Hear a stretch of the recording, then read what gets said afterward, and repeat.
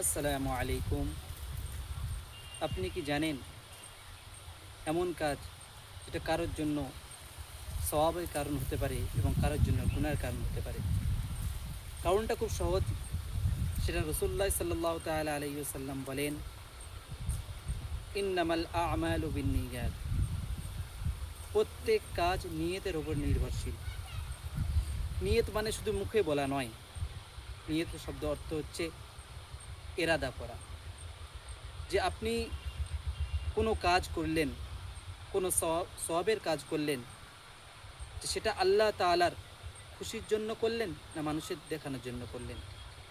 আপনি একবার ভাবুন তো, যে দুনিয়ার বুকে আপনি নামাজ কালাম করেছেন, কোরআন হাদিস পড়েছেন, সেটা যদি লোক দেখানোর জন্য হয়, রিয়াকারী হয়, আর কিয়ামতের ময়দানে যখন আল্লাহ রব্বুল ইজ্জত আপনার সম্মুখে আপনার আমলনামাকে খুলবেন, যখন দেখবেন যে ওটাকে রিয়াকারীর জন্য হয়েছে, আল্লাহ তাআলা বলবেন যে আপনি যার জন্য, যাকে দেখানোর জন্য করেছিলেন, তার কাছে যাও, তার বদলা তার কাছ থেকে নিয়ে নাও।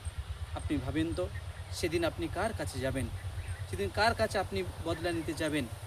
সেদিন বদলা দেওয়ার মতো কেউ নেই আল্লাহ ছাড়া। সেদিন আল্লাহ রব্বুল ইজ্জত যদি আমাদেরকে ফিরিয়ে দেয়, আমরা কার কাছে যাব? কার কাছে হাত পাতব?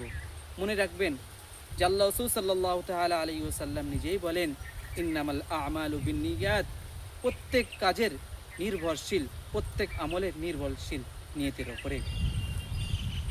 তাই আমাদের দরকার আজ থেকে এখনই আমরা ইরাদা করে নিই, পাকাপোক্ত ইয়াকিন করে নিই, বিশ্বাস করে নিই যে আমরা আগামীতে যে আমলগুলো করব একমাত্র আল্লাহ তাআলার সন্তুষ্টর জন্যই করব। আল্লাহ তাআলা আমাদের সবাইকে আমল করার তৌফিক দান করুন।